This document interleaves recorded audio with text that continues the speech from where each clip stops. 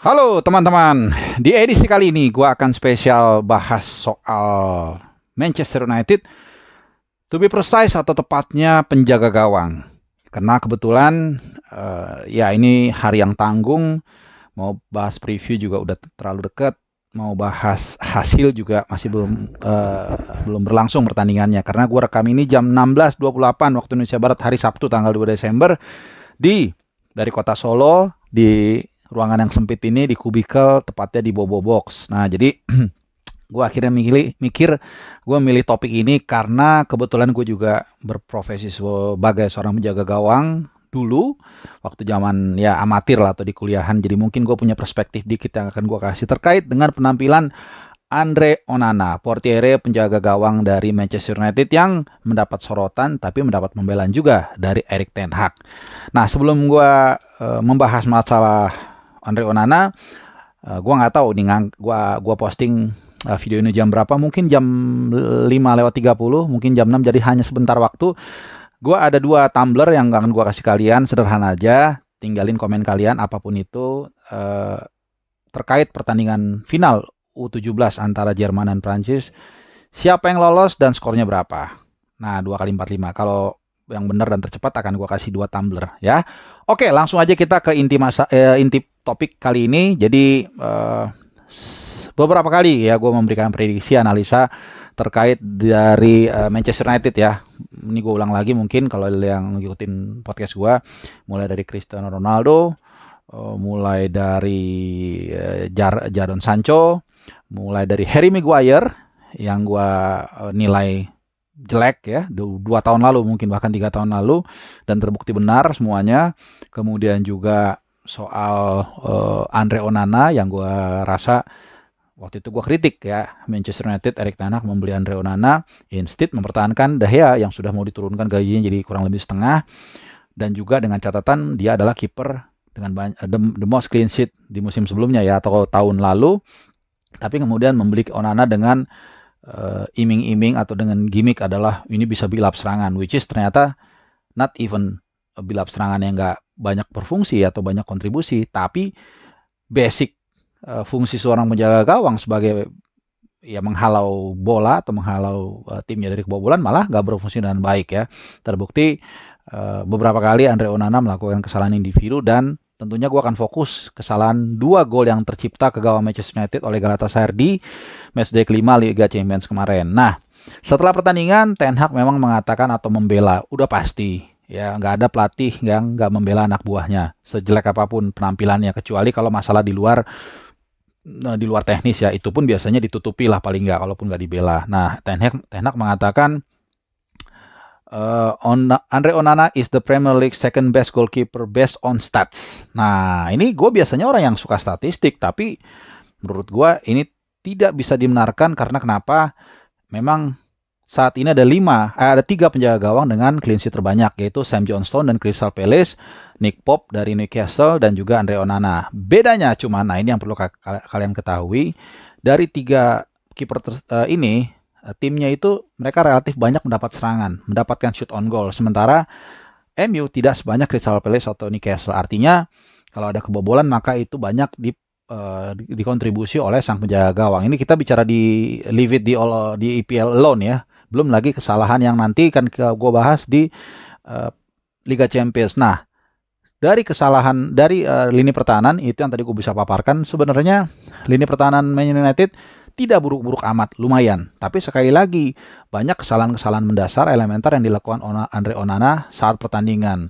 Padahal dia didatangkan sebenarnya dengan harapan yang sangat tinggi. Dengan 50 juta pound kalau nggak salah didatangkan, dengan pengalaman membawa Inter Milan ke final Liga Champions.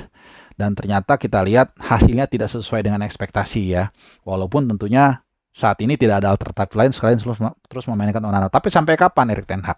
Karena gini, gue ngajak kalian ke pertandingan melawan Galatasaray, dan ini bukan pertama kali, kedua kali, ketiga kali dia melakukan blunder ya, kesekian kali, dan di pertandingan tersebut 2 kali dia melakukan kesalahan. Gue akan rinci di sini di mana kesalahan dari Onana.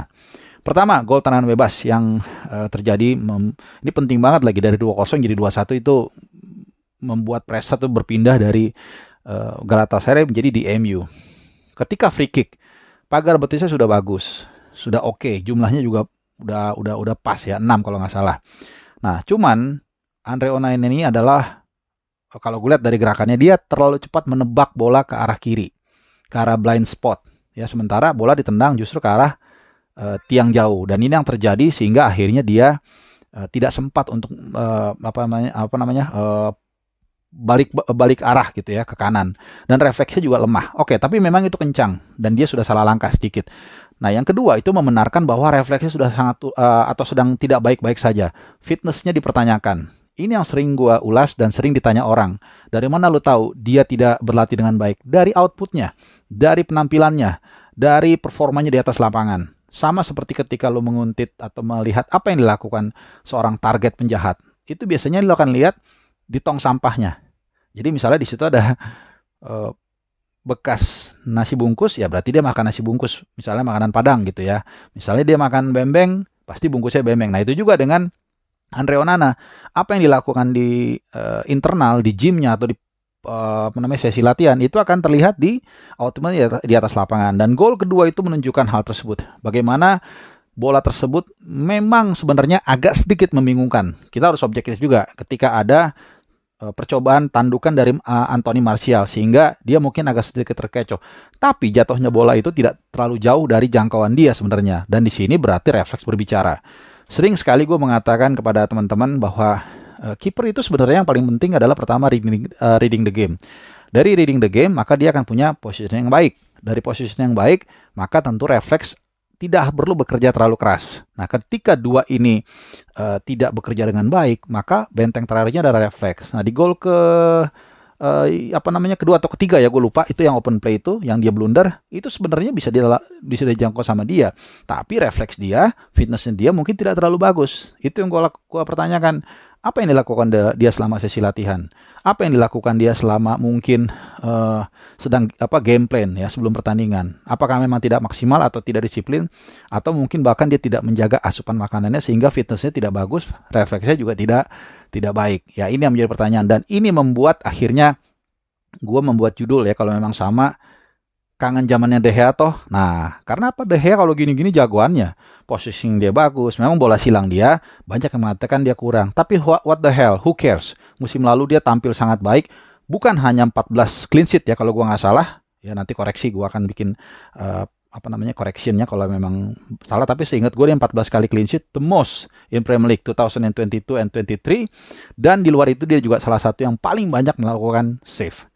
Nah, itu yang menjadi pertanyaan gue. Kebijakan transfer dari Erik ten Hag kembali terbukti salah, terutama di bawah mister gawang. Nah, sekarang pertanyaannya, kalau kita lihat ada beberapa pertandingan tersisa dan ada musim dingin, kita nggak tahu apakah Erik ten Hag akan terus dengan Andre Onana yang nggak berhenti-berhenti melakukan kesalahan, atau mungkin ada opsi membeli yang baru. Yang jelas harus diingat, kiper itu kalau melakukan satu kesalahan atau blunder ya, bukan kesalahan biasa, tapi blunder, ini menilainya bukan hanya satu gol ya. Contoh, satu tim MU menang 4-0. Kemudian kipernya melakukan blunder yang tidak perlu sehingga jadi 4-1. Itu nilainya bukan tetap menang 4-1 enggak, tapi mental para pemain belakangnya itu juga pasti akan sedikit goyang ya, karena kiper ini adalah bukan hanya soal pemain yang berdiri di depan gawang menghalau bola, tapi juga menjadi cermin kepercayaan diri pertahanannya. Kalau lu seorang back, lu lihat di belakang lu ada kiper yang tangguh, yang percaya diri, yang tahu kapan ngambil keputusan, maka percayaan diri back itu juga meningkat. Ditambah tentunya ada beberapa pemain MU yang cedera, ini juga memang membuat ya semakin nge-drag down penampilan MU yang secara umum memang sedang turun. Nah, mungkin sampai di sini dulu ya.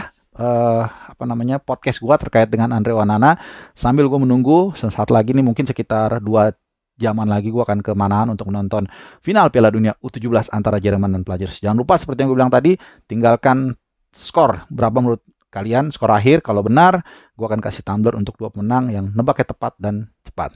Terima kasih, selamat menikmati awal Desember dengan manis dan juga salam sehat.